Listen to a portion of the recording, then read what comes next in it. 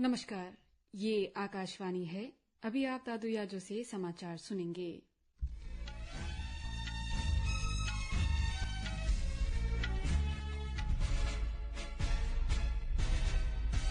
पहले मुख्य समाचार। राष्ट्रपति द्रौपदी मुर्मू ने संसद के दोनों सदनों की संयुक्त बैठक को संबोधित किया। उन्होंने कहा, सरकार हाल के पेपर लीक की घटनाओं की जांच करने और दोषियों को दंडित करने के लिए प्रतिबद्ध। राष्ट्रपति ने कहा, आगामी आम बजट सरकार की भावी नीतियों और लक्ष्य पर आधारित होगा। अमेरिकी कांग्रेस के निचले सदन ने पाकिस्तान में हुए आम चुनाव की स्वतंत्र जांच के लिए प्रस्ताव पारित किया। मौसम विभाग का उत्तर भारत के कई हिस्सों में वर्षा का पूर्वानुमान। दिल्ली में भारी बारिश से लोगों को गर्मी से राहत मिली। क्रिकेट में 2020 विश्व कप के दूसरे सेमीफाइनल में आज रात भारत का मुकाबला इंग्लैंड से।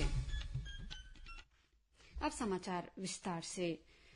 राष्ट्रपति द्रौपदी मुर्मू ने कहा है कि जम्मू कश्मीर ने हाल ही में संपन्न लोकसभा चुनावों में रिकॉर्ड मतदान कर देश के दुश्मनों को करारा जवाब दिया है। उन्होंने कहा कि जम्मू कश्मीर में वोटिंग का दशकों पुराना रिकॉर्ड टूट गया है। संसद के संयुक्त बैठक में अपने संबोधन में राष्ट्रपति ने कहा कि पिछले 4 दशकों से कश्मीर में शटडाउन और हड़तालों के बीच कम मतदान हुआ और देश के दुश्मनों ने इसे अंतर्राष्ट्रीय मंचों पर कश्मीर की राय के रूप में प्रचारित किया। लेकिन इस बार कश्मीर घाटी ने ऐसी सभी ताकतों को करारा जवाब दिया है। उन्होंने कहा कि देश में 6 दशकों के बाद पूर्ण बहुमत वाली एक स्थिर सरकार बनी है और लोग जानते हैं कि केवल यही सरकार उनकी आकांक्षाओं को पूरा कर सकती है।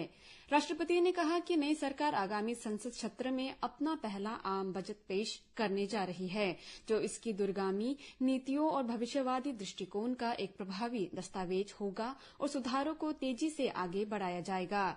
अपने संबोधन में राष्ट्रपति ने कहा कि 10 साल में देश 11वें स्थान से उठकर 5वीं सबसे बड़ी अर्थव्यवस्था बन गया है। उन्होंने कहा कि भारत ने महामारी और दुनिया के विभिन्न हिस्सों में संघर्ष के बावजूद ये उपलब्धि हासिल की। उन्होंने कहा कि मौजूदा सरकार भारत को दुनिया की तीसरी सबसे बड़ी अर्थव्यवस्था बनाने के लिए काम कर रही है।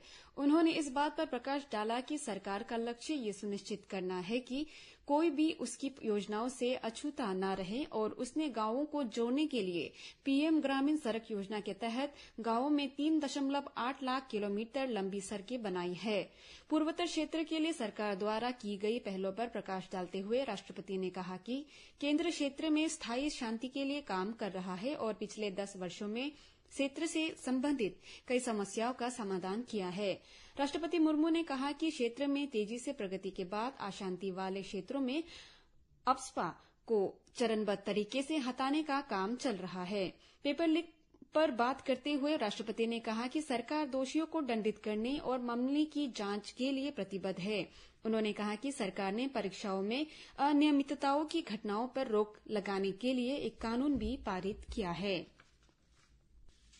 बिहार, झारखंड और मध्य प्रदेश के 6 नवनिर्वाचित सांसदों ने आज राज्यसभा सदस्य के रूप में शपथ ली।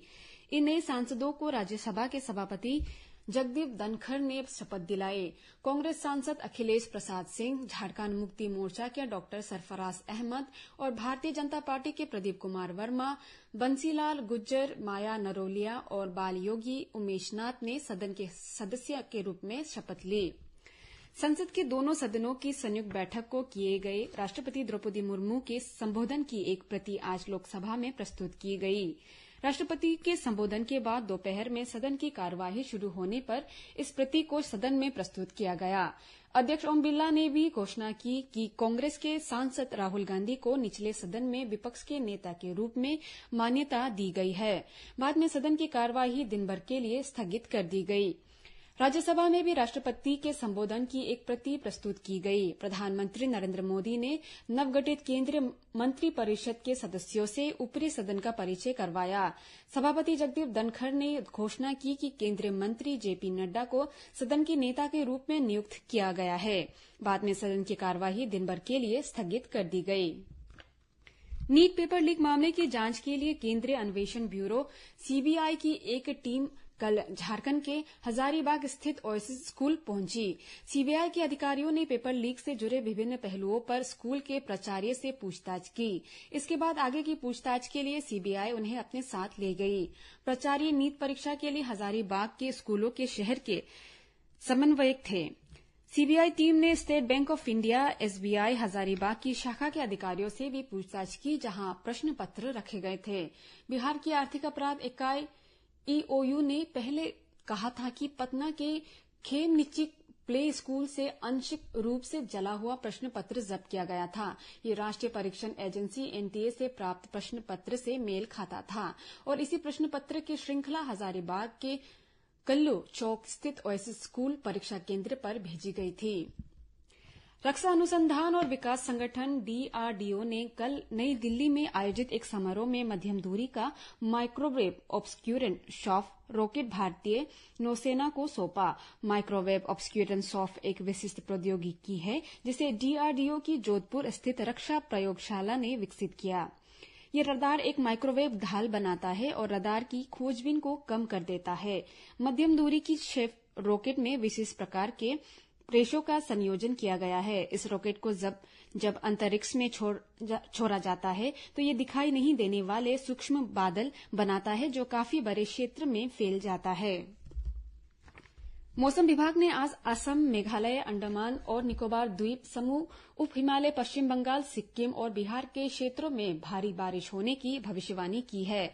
इन क्षेत्रों में रविवार तक हल्की से मध्यम बारिश होने की भी संभावना है। कल से 30 जून तक झारखंड, ओडिशा, उत्तराखंड, पूर्वी राजस्थान, पूर्वी और पश्चिमी उत्तर प्रदेश, हिमाचल प्रदेश, हरियाणा और पंजाब में भारी वर्षा होने की उम्मीद है। इस बीच पश्चिम राजस्थान, पंजाब, पूर्वी राजस्थान और उत्तरी मध्य प्रदेश के अलग अलग इलाकों में अधिकतम तापमान 40 से 43 डिग्री सेल्सियस के बीच रहेगा। इन क्षेत्रों में ये तापमान सामान्य से 2 से 4 डिग्री सेल्सियस ऊपर है। अमेरिका के प्रतिनिधि सदन ने पाकिस्तान के आम चुनावों में लोकतंत्र और मानव अधिकारों के समर्थन में एक द्विदलीय प्रस्ताव पारित किया है। सदन ने इस मामले में एक विस्तृत और स्वतंत्र जांच का आह्वान भी किया है।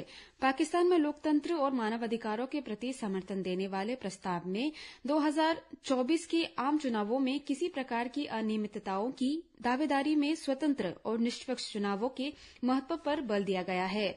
इस बीच प्रस्ताव प्रतिक्रिया व्यक्त करते हुए पाकिस्तान के रक्षा मंत्री ने इसकी आलोचना की। उन्होंने कहा कि पाकिस्तान की राजनीतिक स्थिति और चुनावी प्रक्रिया की अपूर्ण समझ से इसकी उत्पत्ति हुई है। ये प्रस्ताव 85% सदन के सदस्यों की भागीदारी से पारित किया गया है। 98% सदस्यों ने इसके समर्थन में मतदान किया है। पाकिस्तान में इस वर्ष 8 फरवरी को आम चुनाव कराया गया था।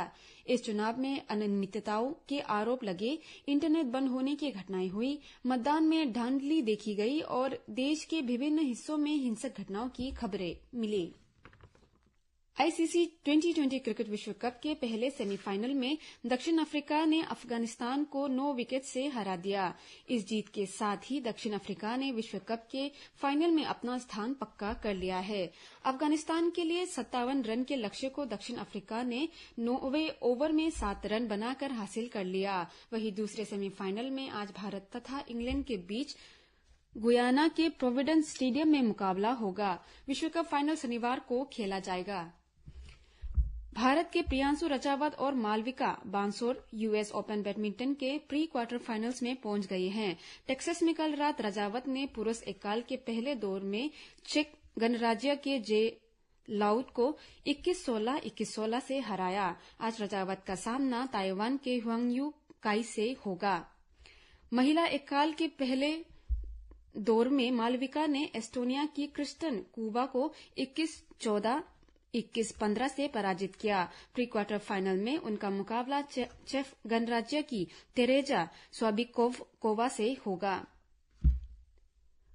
पुरुष युगल में के साई प्रतीक और कृष्णा प्रसाद की जोड़ी ने आयरलैंड के स्कॉट गिलियड और पॉल रेनॉल्ड्स की जोड़ी को 21-14, 21-12 से हराकर प्री क्वार्टर में जगह बनाई। अब भारतीय जोड़ी का सामना अमेरिका के पीटर स्मिथ और चेन जी यी से होगा। महिला युगल में त्रिशा जोली और गायत्री गोपीचंद की जोड़ी प्री क्वार्टर फाइनल में आज रात चीनी ताइपे की पी हसी और ई हंग से भिड़ेगी। सुपरबेंट शतरंज क्लासिक में डी गुकेश ने कल रोमानिया में जीत के साथ शुरुआत की। उन्होंने पहले दौर में बोगदान डेनियल डीक को पहले दौर में हराया। शुरुआती गेम में गुकेश को कुछ परेशानी का सामना करना पड़ा, लेकिन बोगदान की गड़बड़ियां ने भारत के प्रतिभाशाली खिलाड़ी को पूरा फायदा दिया। इसी के साथ ये समाचार बुलेटिन समाप्त हुआ। नमस्कार।